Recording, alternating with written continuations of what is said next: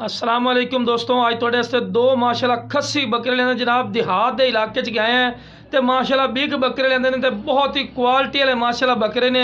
जिंदा का वजन ही तकरीबन जनाब 45 तो 50 kg माशाल्लाह इन्हां दा वजन है पिया और चंगे हाइट कद च न और माशाल्लाह बिल्कुल तोता फेस ही ने ते ताज़ा दोंदे होंदे पैन।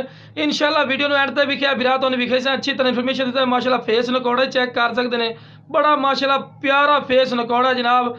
और सुन्नत इब्राहिमी तो जितना खूबसूरत जानवर है उतना फ़ायदा है। तो लो जनाब ताज़ा दोंदा होंदा पे एक दांत कड्डी खलोता है तो बहुत ज़बरदस्त ने क्वालिटी वाले ने विराट प्योर खस्सी ने बकरा चेक कर सकते हैं तो चंगी लाम बेची ने और क्वालिटी वाला माशाल्लाह बकरा ने कोई ऐब नुक्स नहीं आना इंशाल्लाह, क्योंकि सुन्नत इब्राहिमी का जितना ही बिरा खूबसूरत जानवर देंगे उतना ही सबाब ज़्यादा होता माशाल्लाह। बहुत ज़बरदस्त ने तो लो जनाब टोर के भी खा रहे हैं कि माशाल्लाह कोई लंगड़ा लूला नहीं, माशाल्लाह सेहतमंद ने एक्टिव ने। और असी जनाब अज रेवड़ वाली साइड पर आए हैं तो उत्थे जनाब ये बकरे खरीददारी कर रहे हैं तो मैं वीडियो भी नाल बना लीए। तो लो जनाब दूसरे नंबर पर बकरा चेक कर रहे हैं नागरा डब्बे च, बहुत ज़बरदस्त ने चंगे हाइट कद च, ये भी ताज़ा धोंदा हो रही है। तो जनाब इनू अगर महीना इन्हों की खिदमत और करसो तो इन्होंने तकरीबन 60 तो 65 kg 70 kg आराम इहदा वजन बन जाना है।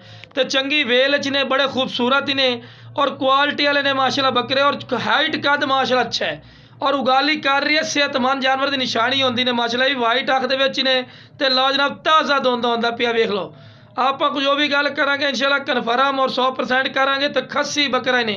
तो लो जनाब ये भी टोर के भी खा रहे हैं कि विरा तुहानूं पता लगे कि माशाल्लाह सेहतमंद